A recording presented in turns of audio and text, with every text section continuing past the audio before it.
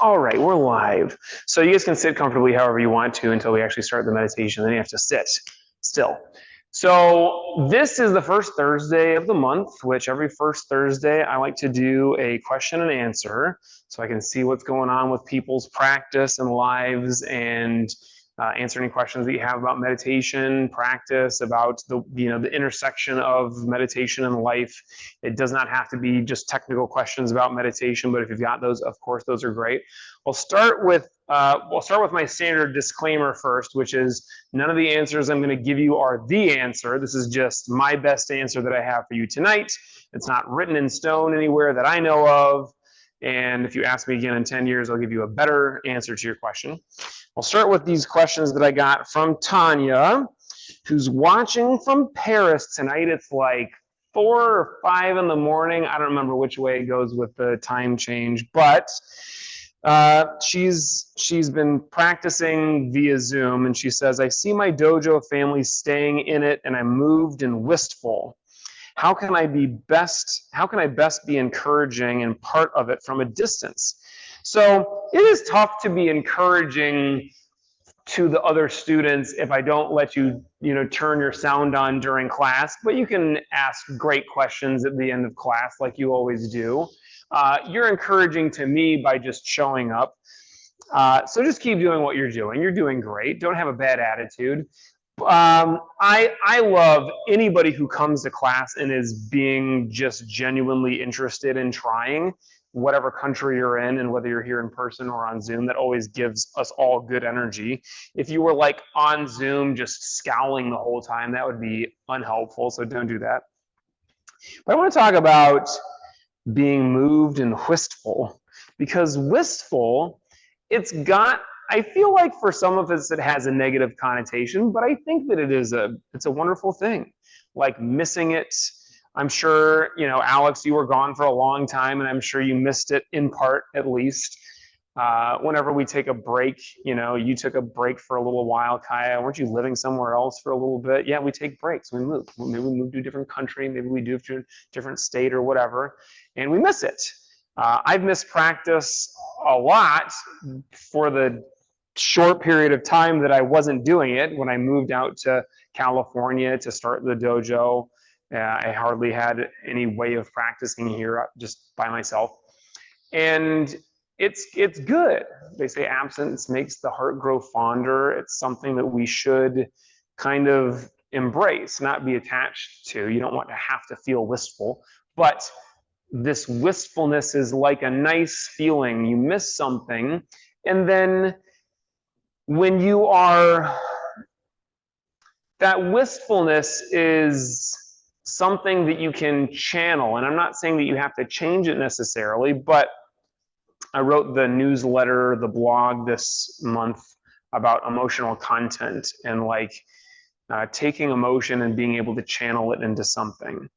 And there are some emotions that honestly, like if you're in class and somebody hits you a little bit harder than you wanted to be hit and you get angry, that's not really an appropriate thing to work through in this moment, is to be angry, because then you might hit your partner, harder than is safe. It's, a very basic example, but you've all experienced something like it. But if we are able to channel it and just use it for energy, then that's good. Wistfulness, it's pointing you in the direction of something, and maybe it's trying to tell you that you need to do something to stay involved, or maybe it's telling you need to move back to LA. Whatever it's telling you to do, wistfulness is a fun kind of feeling to have. It's something that is okay to just be in. And there are times I notice, the older that I get, I'm getting very old, the older that I get, the more I miss stuff from the past, right? I'm a different person and a totally different experience than I had 10, 20, 30, 40 years ago. 40 years ago, I was this big. But I think it's a natural, great, just part of life. So just kind of be in that wistfulness. And if it's telling you, if you feel like you're pointed in a certain direction, then explore that. But just keep showing up. That's all you need to do. Anybody have another question that's coming to mind right now before I do her other question? Hudson?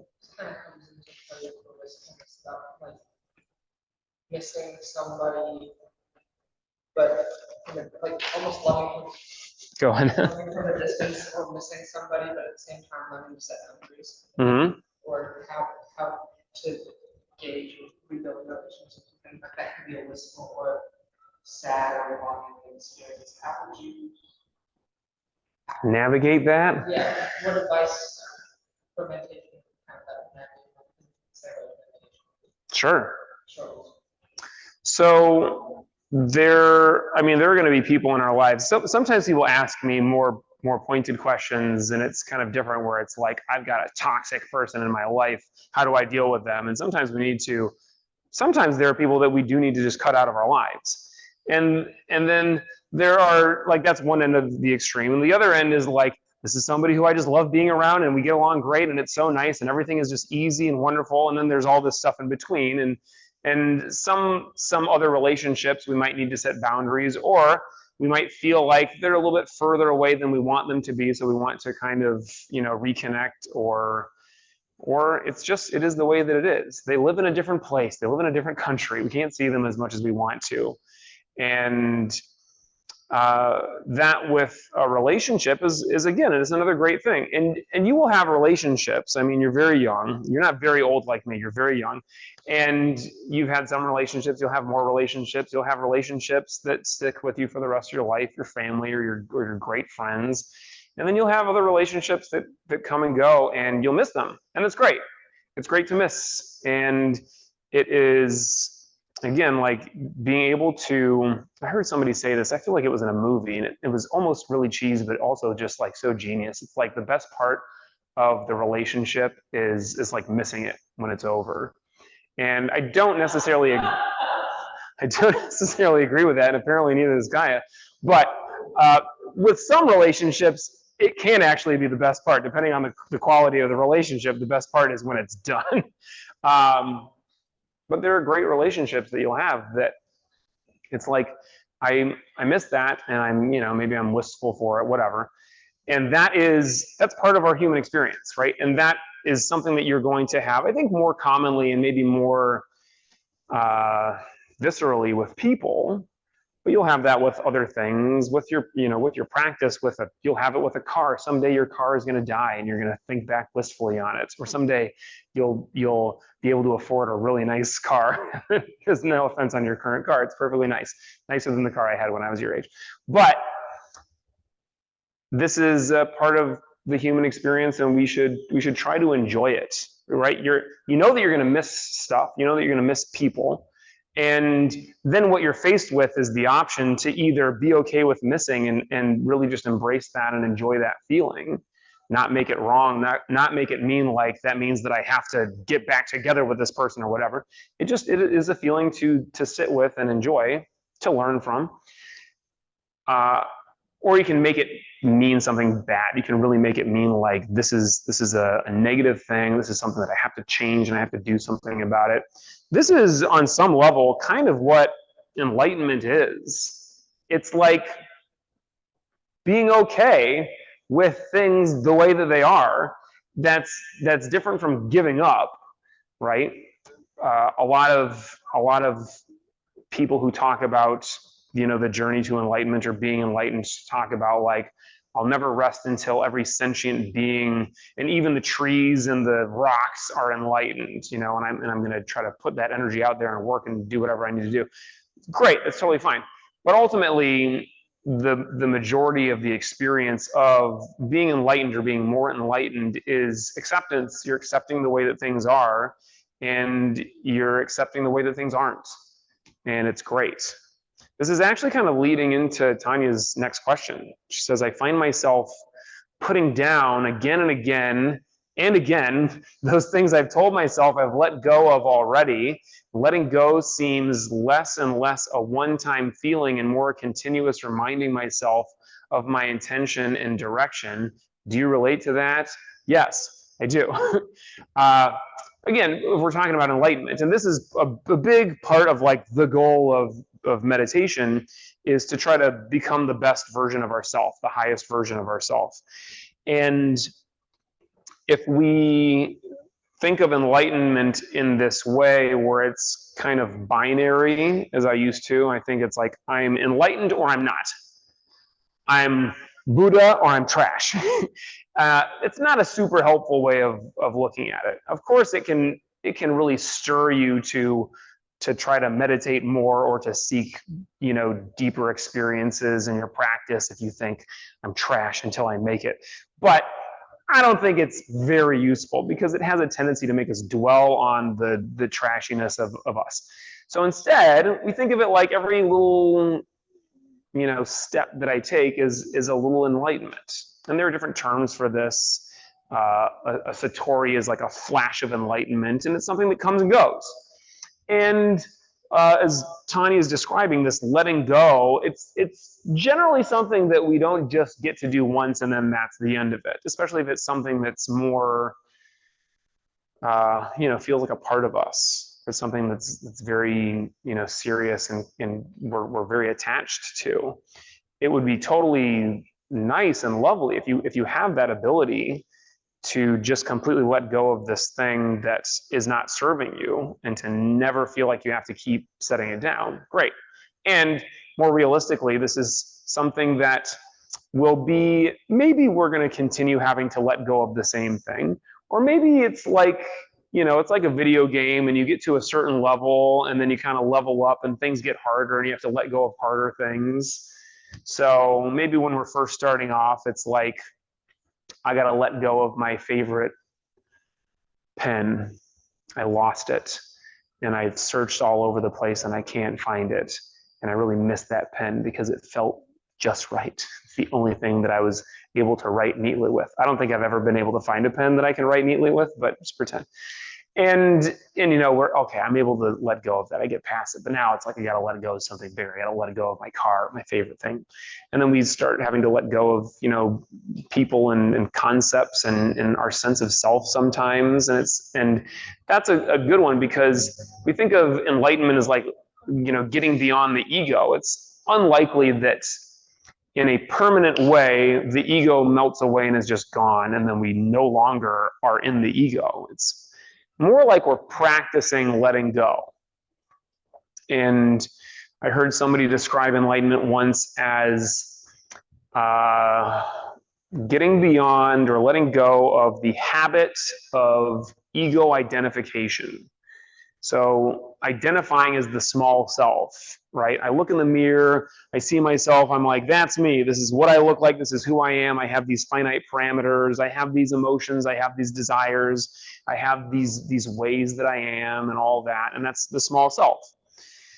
And this is generally how we identify, right? We're driving down the 405 and somebody cuts us off and my small self, my ego, is pissed off at that other person's small self because they thought that they were more important than us. And I think that's what you think, but I'm more important than you. So I have to drive faster and get around that person. And really what we want to be able to do is just let go of that. And we might have to do this millions of times and we might never really make it, but we're always getting a little bit better. Right? What we practice is what we get better at. Like we say at the end of class all the time, practice exactly what you want to perform. Meditation is really a practice of letting go. We have the thought that comes in and we let go of it. And the ego comes in and we let go of it. And whether it's a wistful thing or whether it's something that's a little bit more like sticking with us and we have to just practice continually letting go, that's great. That, again, is going to be a thing that happens to us. That is the human condition. That is our experience, is attachment. Human beings love being attached to things. And then we practice letting go. And then maybe we have to let go of the same thing over and over again, or maybe we have to let go of something bigger and more difficult to let go of. But I think that it is unlikely that even when we reach, the very highest states of consciousness in meditation or like in a more enduring fashion as we become more enlightened or we are, practicing that state more often, I think it's unlikely, unrealistic to expect that we will have nothing to let go of ever again. We're just going to be real good at it. And it's like Ueshiba Sensei, the founder of Aikido, who they say that his students saw him practicing and they'd whisper like in the back of class, "Oh, Sensei is so amazing. His balance is so incredible. He's never off balance." And he overheard this and he yelled at him. He's like, "That's not true. I'm off balance all the time, but I just get back on balance so quickly that you can't tell." And this is what our experience is. We get off balance and we try to get back on balance. We get so good of letting go of whatever these things are that we need to let go of, that we are able to let go of them more and more quickly, more and more fully. And the more things that get thrown at us that we need to let go of, the better we get at it. So I've heard this idea, the universe only throws at you what you're capable of handling. And that's true up to a point. I mean, there are people who just can't handle what the universe throws at them. But generally speaking, this is what your experience of everyday life is. Like, you're being bombarded with stuff. And when you get bombarded with a thing, you can think of it like, this is a bad thing. This is something that's causing me problems. Or you can think of it like, this is a good thing. This is a challenge. This is something that's going to help me rise to the occasion and practice letting go. It's the same thing when you're sitting in meditation. Zen Mind, Beginner's Mind, Shunryu Suzuki talks about mind weeds. A mind weed is like this thing that keeps coming up in our meditation. If you've ever, you know how gardening works. I'm not very good at it, and I'm sure that some of you are even worse than me, which is really saying something. But you got a weed that keeps showing up, and if you just chop it like that, you just take the leaves and it's still got the roots and a little bit, it's going to keep growing back, right? Great. So in Zen Mind, Beginner's Mind, he says what you do is you dig up the mind weed, and just like a regular weed, you can bury it in the ground and it will provide sustenance for the plants that are going to grow. Now, I think some weeds definitely will just continue growing if you bury them even deeper, but I'm sure there are other weeds that won't. Maybe there's a weed out there that if you bury it real deep, it composts and becomes food for the plants that are going to grow out of it. And in the same way, these mind weeds that keep coming up in our meditation, if we see it as just a negative thing, we see it as just a weed, and we just chop it off, it's just going to keep growing back. But now, I don't want you to misunderstand this, and I'm sure that he was not talking about repressing thoughts, because that's not what we mean. What we mean is you accept it.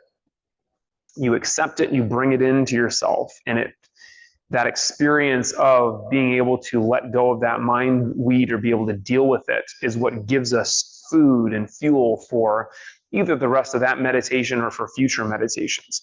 You might have an awful meditation. You're sitting there and it's just really rough and you just keep thinking and you have this thought that keeps coming back.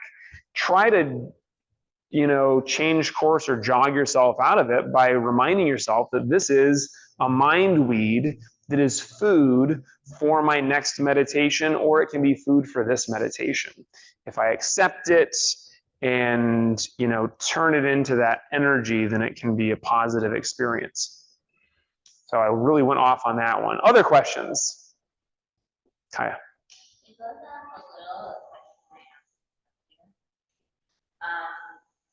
I sometimes grapple with visualizing or really sending energy through when I'm throwing this, right? Because I often need part of my job I do Mm-hmm. So let me catch people up at home. We're talking about kind of the energetics of sparring and even of visualizing, even if you're just standing here facing the mirror, imagining punching somebody in the face might be kind of antithetical to your, trying to heal with energy. Go on. So, and then I was thinking of the Shala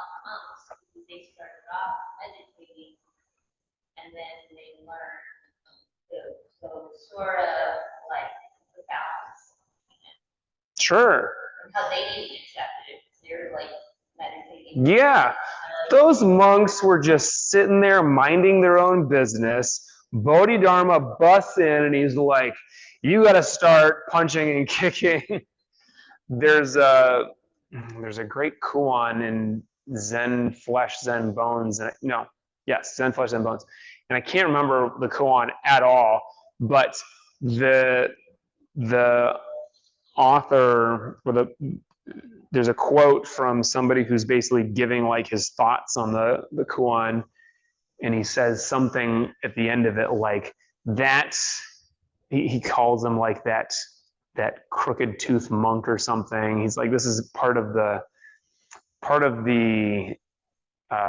fun tradition in Zen is you like really crap on your sifus and your teachers because they wouldn't want to be held up on a pedestal anyways. So he's like that chip-toothed old monk, like we would have all been better off if he had stayed in India, like never came and started all this.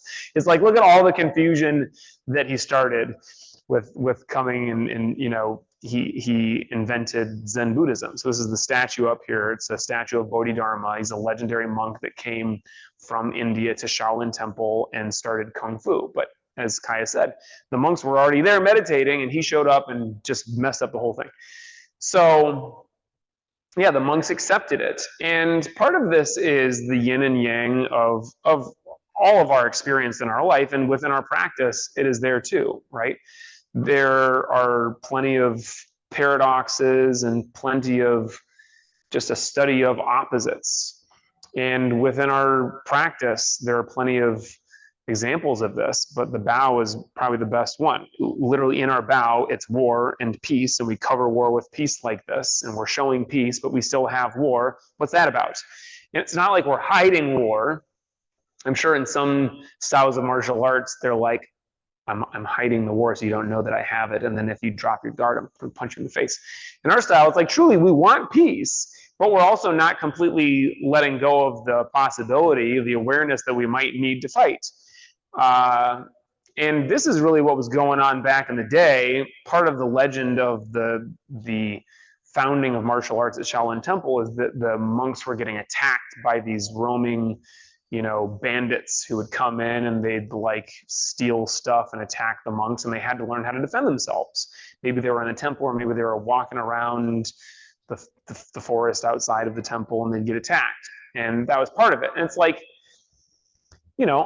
some philosophies say, like, I get attacked, I just let them attack me. It's totally fine. Even if they kill me, I just let them do it. This is not the philosophy of Shaolin, at least since learning martial arts. And I'm not trying to say that you need to be one way or the other, but that is part of the idea behind the philosophy is we have the ability for, to create and really try to make peace grow. And yet we also have the ability to fight and defend ourselves if we need to. And this might take a physical form, like it does often in our practice. We're physically practicing fighting techniques and self-defense. But there's also the internal and emotional side of it, right? You can totally accept verbal or emotional attack. And like we were talking about with like the energetics of just like being aggressive. You can be physically aggressive, you can be verbally or emotionally aggressive. And that for some people will really just crush them. I remember several times in my life, but one time in particular, I was faced with this really weird situation where somebody was being like really aggressive to me in like a business situation. And he was stepping up to me and like using angry words in an angry tone. And I was like, I don't know what this is, but it feels all wrong and I hate it. And I kind of really shrunk. This was many years ago. Now I would just punch him. No, but it was a very kind of weird experience to have. And this is part of the idea behind our practice, is to be able to experience that, right? To be able to deal with aggression in a safe way and to be able to like massage it and recognize, all right, the last time I dealt with this, not so great. I just basically got bowled over by the aggression. So this time I'm going to try something else. And maybe you overcorrect in the other direction and you start, being too aggressive yourself. You get sucked into that energy. What we're really looking for is that balance. And this is it. This is yin and yang. It's balance. The symbol of the yin and yang is not, just a hard black next to a hard white square. It's a circle, and there's a kind of an S in between, and there's even a little dot of each, because it's an alive thing. It's all swirling together. And this is what our practice is kind of about, is being able to play with it, to be able to play with those different energies. And the soft absorbs the hard, right? Now, we don't just want to meet force with force like this. And, hard can kind of also counter the soft. I was talking about this in jiu-jitsu, I think yesterday, where we can have this very kind of flowing, soft game where we're always just going with our partner's energy. And then we can also have this game which is very much about control. And I'm able to use the position of my body, but also a little bit of strength if I need to pin my partner and stop them from moving. And the flow game can kind of counter the control game. If you are really good at flow, then that can win. And the control game can really counter the flow. If they're way better at flow and you need to kind of tie them up and control them, okay. And we want to be able to do both. And sometimes we'll try playing this, and sometimes we'll try playing this. And this is part of the fun of our practice and part of the fun of being a human being, right? We're not meant to just be one way all the time. We're not meant to be totally off balance in one direction. It wouldn't really be that fun if we became completely enlightened just like that. And it's like, well, now what? I'm just beyond it all. I have nothing else to work on. It's kind of boring. So we want that journey as part of the fun. My Sifu likes to describe life as like a ride. It's a roller coaster, and what a boring life it would be if everything was just like this. Now, part of our goal is to be able to ride it in as smooth of a way as possible. And that way our highs are not dizzying and our lows are not devastating. We're able to kind of even it out, but there will always be a little bit of this as long as we are alive in this body and having this human experience. So enjoy it. I don't even remember what your question was, but I feel like I touched on it at least. And I've talked to myself right out of time. So in your meditation tonight, this is going to be kind of your experience. You'll have times where you have lots of thought, and you'll have times where you're very settled and feeling very relaxed. You'll have times where you're, just totally in the present and you're able to let go just like in the instant. You feel that thought and you let it go and it's like nothing. And then you'll have times where those mind weeds are really flourishing. You don't have a weed, you have a whole field of weeds, and it's like all I can do to just try to bury one of them. And that's fine. That's your experience in this meditation, acceptance. And if you are, in meditation having that kind of a difficult experience, part of that is the point of meditation. It is to learn to accept and constantly practice letting go. And if you need to let go of the same thought many times, great. If you have different thoughts and you have to practice letting go of those as many times as it takes, great. Sit comfortably. So I'll go over some basics of posture. I like to personally sit seiza on my knees, but you can also sit cross-legged. You don't want your knees sticking up too far because that will cause you to have your legs fall asleep. If you're going to sit seiza, if you got flexible hips, you can do it that way. You can also flip, if you guys want to try flipping the cushion on its side so that it's a little bit higher and a little bit more narrow. You can try that as well. But choose something and stick with it. So your back is straight. Your hands are upturned at the hips. You don't want them sliding down. And your shoulders are rolled back and relaxed, so you're not rigid and pulling back hard. Your chin is parallel to the ground. Close eyes. Your eyes are slightly raised up to the point between your eyebrows. And we'll start by taking a few deep breaths. We've been working on vocalizing with the breath this week in class. So we'll begin with a little bit of that. Start with all the breath out. Breathe in from the belly. And then breathe out.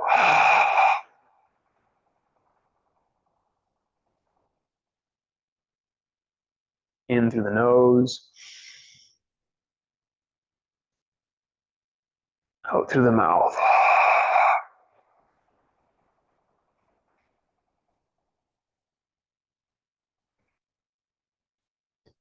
Try to breathe a little bit deeper. And when you exhale, completely exhale.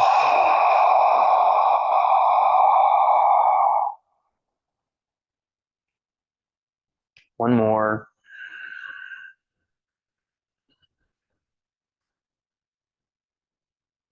And finish with a double exhalation. Now just let the breath come in. And then return to silent breathing, nice and relaxed.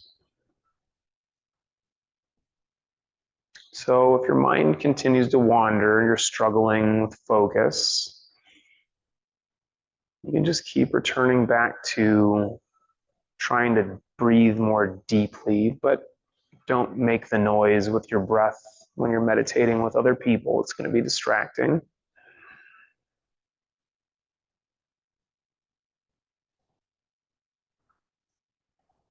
Tonight, if you find yourself continuing to lose your focus, you can also pair a little bit of a visualization with the raised position of your eyes.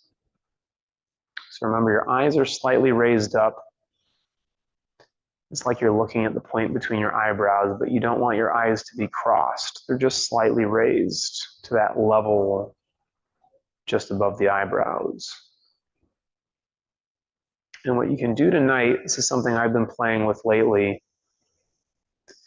is you can just have a constant visualization, almost like there's a black hole or like a drain that's like sucking in air or sucking in the universe as you inhale, and then you can imagine that it's pushing back out as you exhale. And so you really have that active kind of frame of your mind raised up to that third eye. You can imagine the air as it's entering through your nose, almost like it's actually entering through your third eye. And so your attention is really focused in that one area, rather than allowing your attention to focus on other aches or itches.